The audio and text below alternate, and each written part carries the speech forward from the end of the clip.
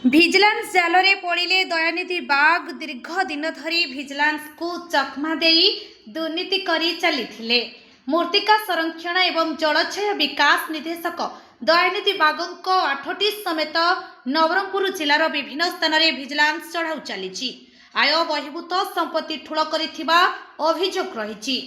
ଦୟାନିଧି ବାଗ ବର୍ତ୍ତମାନ ମୃତ୍ତିକା ସଂରକ୍ଷଣ ଏବଂ ଜଳ ବିଭାଜିକା ବିକାଶ ଓଡ଼ିଶାରେ କର୍ମରତ। ଓଡ଼ିଶା ଭିଜିଲାନ୍ସ ଓ ଅନ୍ୟାନ୍ୟ ସହାୟକ କର୍ମଚାରୀଙ୍କ ନେତୃତ୍ୱରେ ଏକକାଳୀନ 8ଟି ଘରେ ତଲାସ କରାଯାଉଛି।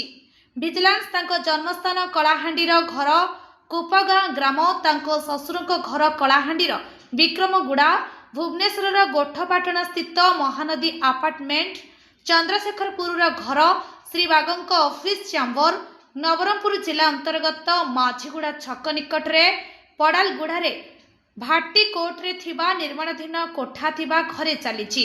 ନବରଙ୍ଗପୁରରେ ଘରଗୁଡ଼ିକ ଭଡ଼ାରେ ଚାଲିଛି ବୋଲି ବର୍ତ୍ତମାନ ସୁଦ୍ଧା ଖବର ମିଳିଛି। ଚାକିରିକାଳ ସମୟରେ କାମ ଦୟାନିଧି ବାଗ କୋରାପୁଟ ଓ ରାୟଗଡ଼ାରେ କାମ ନ କରି ସରକାରୀ ଅର୍ଥକୁ ଆତ୍ମସାତ କରିଥିବା ନେଇ ଭିଜିଲାନ୍ସ ନିକଟରେ ଅଭିଯୋଗ ରହିଥିଲା। ବିଶେଷ କରି ରାୟଗଡ଼ ଜିଲ୍ଲାର କାଶୀପୁର ଅଞ୍ଚଳରେ ବ୍ୟାପକ ହେରଫେର ହୋଇଥିବା ନେଇ ଭିଜିଲାନ୍ସ ନିକଟରେ ଅଭିଯୋଗ ହୋଇଥିଲା। ନବରଙ୍ଗପୁରରୁ କରେ ସୁବାସୀଙ୍କ ରିପୋର୍ଟ, ଲିଭ୍ ଲାଇଭ୍ ଓଡ଼ିଆ।